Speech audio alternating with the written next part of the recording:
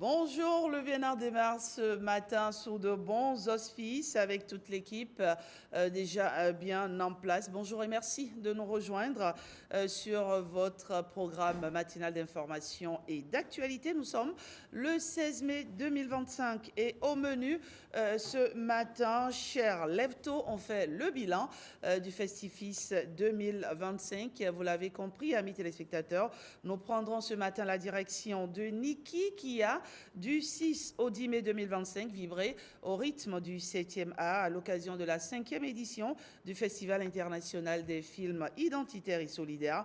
Quelques jours après les festivités, on marque une pause et on fait le bilan sur Bonjour le Bénin. Rejoignez-nous juste après le bulletin d'information pour plus de précision. Au sommaire également de l'émission. Le taco, symbole d'identité et de fierté culturelle. Il est l'un des habits traditionnels les plus emblématiques du Nord Bénin.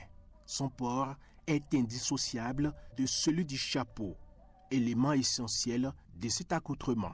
Quand on porte le taco là, il faut mettre le chapeau forcément. Au niveau des baribas, il a un âge. Tu dois pouvoir atteindre au moins 30 ans avant de porter le chapeau. Hérité du roi Bioguera, illustre guerrier, le chapeau du taco se distingue par ses styles de port, chacun porteur d'une signification précise transmise par les anciens.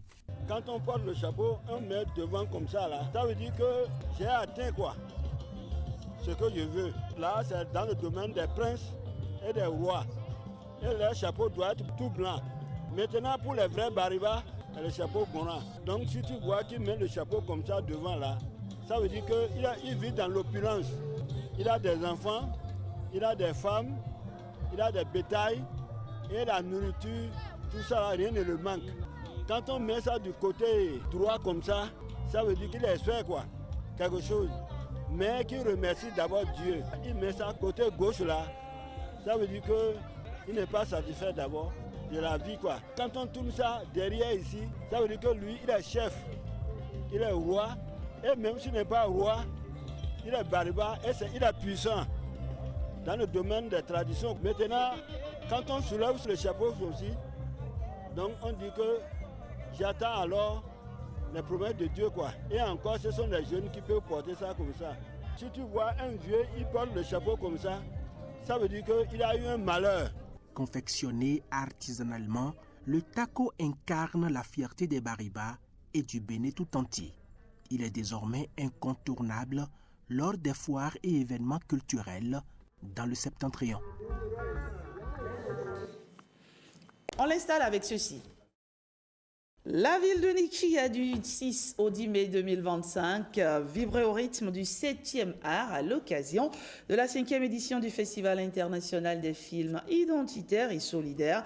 Alors, quelques jours après le clap de fin, on fait une sorte de bilan sur ce plateau avec le directeur de ce festival, le promoteur de ce festival, Amidou Saka, bonjour. Bonjour Rachidat. Merci d'être avec nous ce matin. Merci pour l'invitation. Alors, vous êtes accompagné de Bernard Collet. Bonjour, Monsieur Collet. Oui. Vous êtes réalisateur à la base et oui. Vous êtes le président du jury du festival 2025, du Festifis, on va dire, édition oui, c'est ça, du Festifis 2025. Bah, écoutez, c'est un grand honneur d'avoir accepté de répondre à l'invitation de M. Saka. Et pour moi, une grande découverte aussi de découvrir le nord du Bénin. D'accord. Tout un environnement. Très bien. Il est beau, n'est-ce pas, c'est magnifique. Le paysage béninois. Ah, complètement. Mais alors, ça y est, je reviens. Ouais, c'est sûr. Je pars, mais je reviens. Allez, vous l'avez dit en Mondovision. Et donc, Amidou Saka, comment ça s'est passé l'édition 2025? Ça a été un succès incroyable, comme toutes les autres éditions. On a lu ça et là, les journaux, les comptes rendus. Dites-nous. Alors déjà, merci beaucoup. On tient à dire un grand merci à tous ceux-là qui ont participé à cette édition 2025 du Festifis. On remercie la Cour impériale, les autorités de la BRI, tous ceux-là qui nous ont accompagnés, et les festivaliers qui étaient vraiment nombreux. Ils avaient envie d'apprendre. Et pour faire un petit bilan rapide, il faut dire cette édition a été, en termes de chiffres, l'édition qui a enregistré un nombre important de films inscrits.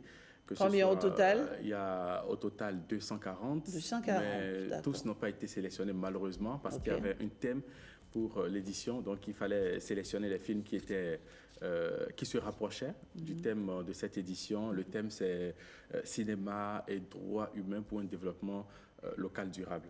Donc c'est autour de ce thème-là que les activités ont tourné.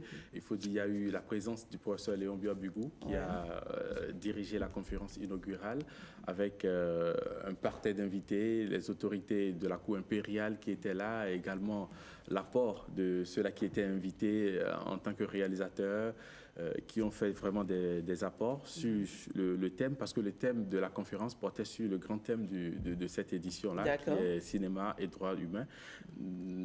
Pourquoi ce thème? Parce qu'aujourd'hui, il n'est plus un secret pour personne, qu'un peu partout dans nos communautés, il y a des difficultés de cohésion, difficultés de faire régner la paix, surtout dans la sous-région. Donc c'est déjà permettre à la jeune génération, à la jeunesse, aux adolescents qui sont les fers de lance de tout pays, de prendre déjà connaissance de ce qui met à mal ces pays-là en termes de cohésion sociale, de paix. Donc ce que nous avons essayé de faire avec les conférenciers, avec tous ceux-là qui étaient là. Et en termes de formation, il faut dire qu'on a initié pour cette édition 2 ateliers de formation.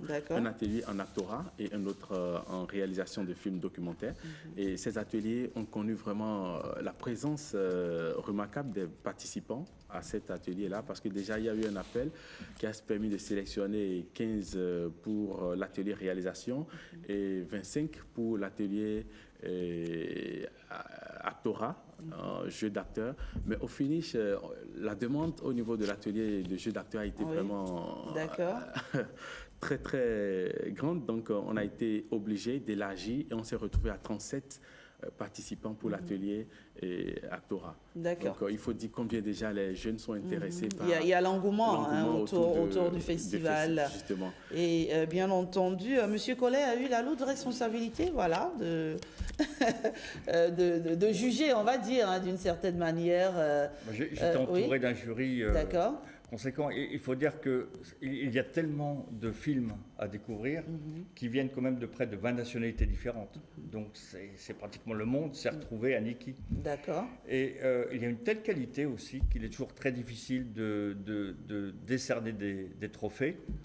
Et je dois dire que j'étais complètement subjugué par en particulier la jeunesse qui est arrivée à Niki, parce qu'il y a une volonté au Bénin de faire du cinéma, d'avancer, de faire de la réalisation, de l'actorat, et j'ai trouvé ça extraordinaire. D'accord, très bien. Et au final, il y a eu le palmarès peut-être qui va... Alors, effectivement, je vous donne le palmarès des principaux prix. Le prix du public a été décerné à Seydou Bondaon, j'espère que je prononce bien, pour le film Le Sermon des prophètes, le Sermon des prophètes, si vous permettez, c'est un film qui revient un peu sur l'extrémisme violent qui touche aujourd'hui nos communautés, le fait que voilà, des groupes viennent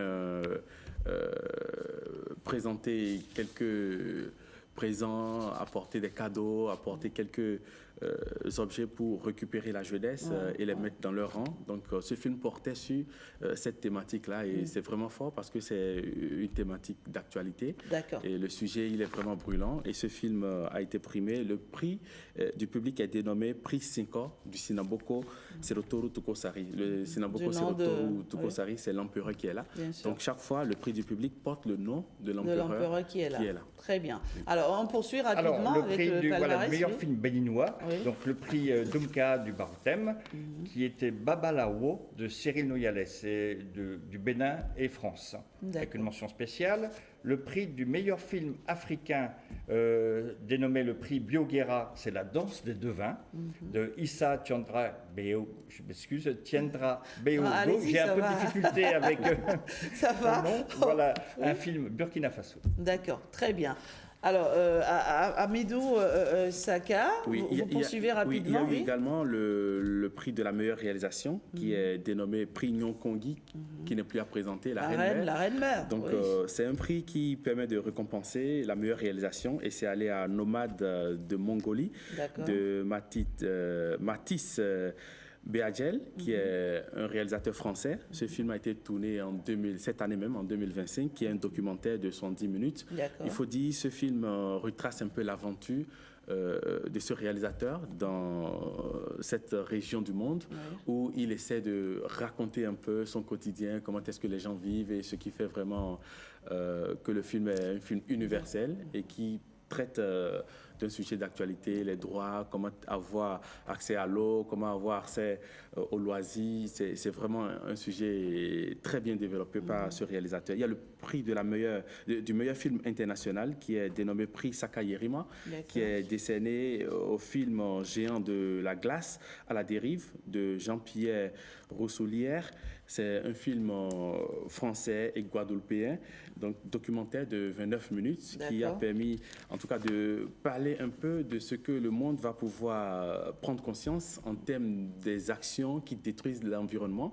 Et parce qu'on a vu la fonte des glaciers, la fonte de la banquise. Si on ne fait rien, ça veut dire qu'un jour, on risque de disparaître. Et c'est un droit pour l'homme de vivre. Et vivre, c'est aussi préserver. Exactement. Oui. On ne pourra pas citer... Il y a le Grand Prix. Le Grand Prix. Le président du jury. D'accord. Monsieur le président du jury. Oui, alors le Grand Prix du Festifis Niki, dénommé prix Siméd Obidia, c'est Endar, les fils de l'eau, de Marie-Cécile Crans, Pays France, un film de 2024. D'accord. Et ce film, franchement, c'est un film... Il est magnifique. Il est magnifique. Tous ont été unanimes sur ce choix parce que c'est un film qui raconte le quotidien des enfants de la rue, des enfants talibés, et comment est-ce qu'ils vivent, quelle est leur perception, comment est-ce qu'ils pensent un peu l'existence humaine. Et tout ça, ça a été raconté dans le film, c'est formidable, avec des actions, je dirais, de solidarité que les enfants de la rue et les enfants talibés essaient de mettre en place pour être unis, pour être solidaires, et des actions, des activités économiques qu'ils initient pour pouvoir gagner quelquefois un peu d'argent. Alors, Festifis 2025... le coup de cœur du jury qui est allé, Monsieur Bernard, à... Le prix du public? Non, le coup de cœur du jury. Ah, le coup de cœur du jury, excusez-moi. Évidemment, c'est le film de Saba Benzadi et Enes Muley qui s'appelle Awala. Awala, c'est l'aventure des migrants qui subissent tout, maltraitance, torture, tout ce qu'il y a comme difficulté, et malgré ça, il y a des jeunes qui ont envie de partir. Donc c'est l'histoire qu'il a racontée parce qu'il y avait des témoignages. Il y en a qui ont été violés, il y en a qui finalement sont tombés malades du VIH-Sida, il y en a qui ont tout subi, qui ont vraiment été victimes de violences. C'est l'histoire que raconte le film Awala de cette réalisatrice algérienne-là. D'accord, voilà. Festifis 2025 a vécu... Justement, avec la présence des Bourrians de Ouida. Ah oui, ils étaient là. Ils étaient là, aux côtés des cavaliers de Niki. Ça a été vraiment un bon brassage. Et il y a eu la danse des chevaux. J'adore ça. C'est incroyable. C'est incroyable. Oui, des images fabuleuses. Voilà. Alors, et je pense que Bernard Collet aussi est revenu avec quelques souvenirs que vous voyez là. Oui, alors il m'a dit qu'en portant le taco, je n'écorcherai pas les noms béninois, et en fait ça ne marche pas. Avec également son éventail. Mais ça vous va vraiment, ça vous va très bien en tout cas. Oui, oui, ça vous va. Et vous n'êtes pas venu seul, vous êtes venu avec... avec Jean-Claude. Avec Jean-Claude, oui. Un ami qui se trouve là-bas. Et oui, non, regardez par ici, pas besoin. Oui, voilà. D'accord, très bien. Allez, ce sera tout. Amidou Saka. Parce que nous avons notre partenaire TVC. Quelques gadgets, merci. Qui nous a accompagnés. Donc, c'est juste pour dire merci. Je sais que vous écrivez beaucoup, donc il y a des blocs-notes. Merci Amidou Saka, merci pour ce geste sympathique.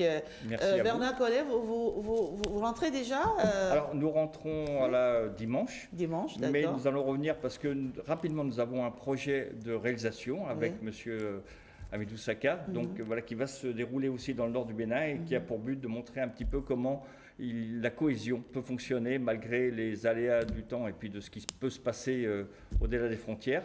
Et c'est un très beau projet, nous sommes dessus, nous avons commencé à tourner sur place. D'accord. Allez, merci Bernard Collet, merci. C'est la première fois au Bénin? Deuxième fois. La deuxième fois, d'accord. Il change le Bénin, n'est-ce pas? Il évolue, ça ne s'arrête pas. Bah oui, il devient beau. Mais oui, mais le Bénin était déjà beau. On est fiers de notre Bénin, en tout cas. qui avance pas à pas, mais sûrement. Merci, Hamidou Saka. Merci beaucoup et merci à la SRTB pour l'accompagnement. Et le souhait, c'est que les 7 films qui ont été primés soient vraiment présentés et diffusés à la SRTB. Donc, on négocie cela avec les réalisateurs et les producteurs pour que ces films soient mis à disposition pour que le public puisse les voir. La directrice générale, elle est réalisatrice aussi. Donc, Angela Kereboro, je suis certaine qu'elle sera sensible, n'est-ce pas, à la qualité, n'est-ce pas, des films du Festifis 2025. Excellent matin à vous. Merci beaucoup. Et à très vite. Toujours sur et Bonjour. Merci à toute votre équipe. Vous savez, quand on reçoit un journaliste de formation sur le plateau, ça ne finit jamais. Merci Hamidou Saka. Allez, on se retrouve très vite, toujours sur Bonjour. Le Bénin qui se